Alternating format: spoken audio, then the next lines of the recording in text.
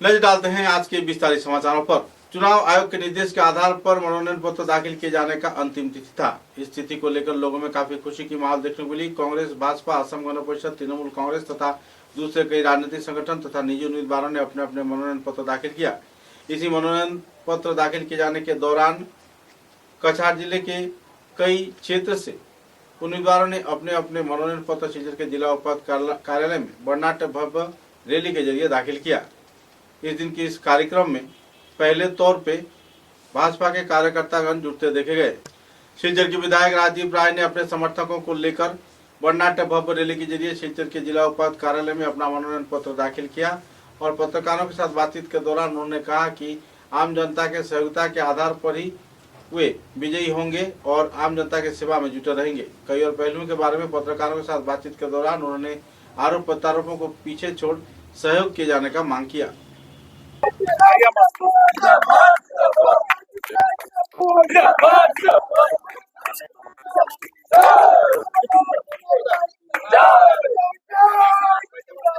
বিগত জয়ের আশা আমি 100%। আমি এই কথাটা একটু আগেও বলেছি যে বিগত যে 6টা নির্বাচন হয়েছে, 3টা বিধানসভা নির্বাচনের যদি ইতিহাস দেখি, 21, 2016 আর তার আগে 2000, তো আমরা 3টি বিধানসভা, 3টি সাধারণ নির্বাচনে আমরা ভারতীয় জনতা পার্টি শিলচর বিধানসভা কেন্দ্রে আমরা জয়লাভ করেছি এবং আগামী দিনেও এটা জারি থাকবে এবং নিশ্চিতভাবে বলা যাচ্ছে যে শিলচর 118 নম্বর বিধানসভা ভারতীয় জনতা পার্টিকে চয়ন করতে যাচ্ছে।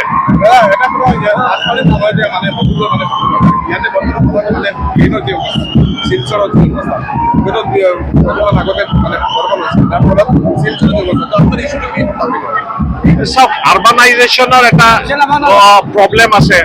যেতিয়া মানে এটা রুরাল এরিয়ার পৰা আরবানাইজেশন হয়, রাস্তাঘাট হয়, কেতিয়াবা আনপ্লেন হৈ যায়। তো এইটো পৃথিৱীৰ সব ঠাইত এইটো আছে। আরবানাইজেশনের সমস্যা আছে, জমা জলৰ সমস্যা আছে, ড্রেইনৰ সমস্যা আছে, ওপেন ড্রেইনৰ সমস্যা আছে, ইলেকট্রিসিটি ইলেকট্রিফিকেশনের সমস্যা আছে। আমি এইটো আশা ৰাখিছো যে ভাৰতীয় জনতা পাৰ্টি অহাৰ পিছত আজি দিনত অসমত ইলেকট্রিসিটি যেতিয়া কংগ্ৰেছৰ ৰাজ্যত যেনেকুৱা আছিল যে কাৰেণ্ট নাছিলে, এইটো আজি দেখিবলৈ নাপায় মানুহে। ৰাস্তা ঘাটেৰ উন্নয়ন হৈছে। আগতে কংগ্ৰেছে কেতিয়াও ৰাস্তা ঘাটৰ ইনফ্ৰাষ্ট্ৰাকচাৰৰ কাৰণে অন্তৰ্গাঁথনি নিৰ্মাণ কৰাৰ কাৰণে তেখেতে কেতিয়াও ক্যাপিটাল এক্সপেন্ডিচার ইনভেস্ট করা নাই। ভারতীয় জনতা পার্টিয়ে সদায় ইনফ্রাস্ট্রাকচার ডেভেলপমেন্টৰ কাৰণে নজৰ দিছে। আর আমি আশা রাখো আগতে যেতিয়া হাইওয়ে হয়, তার পিছত লাহে ধীরে ন্যাশনাল হাইওয়ে, স্টেট হাইওয়ে আৰু বাকীবিলাক যিবোৰ আছে এইবোৰো লাহে ধীৰে হ'ব বুলি আমি ভাবো।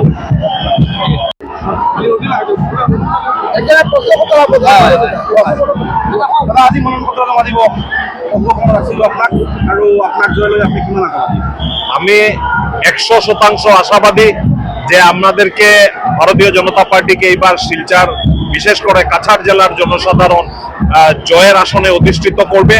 আমরা 6টা পদ্মফুল এবং একটা মিত্র জোটের আমরা আসন জয়লাভ করব এবং কাছাড় থেকে 7টা আসন দিসপুরে আমাদের এনডিএ হয়ে যাবে বলে আমরা নিশ্চিন্তভাবে বলতে পারছি। আজকে যেভাবে মানুষের উৎসাহ, উদ্দীপনা, স্রোত আমরা দেখতে পাচ্ছি, নিশ্চিতভাবে এটা বলা যেতে পারে যে ভারতীয় জনতা পার্টি এবং তার মিত্র জোট কাছাড় জেলাকে সুইপ করছে 7-0।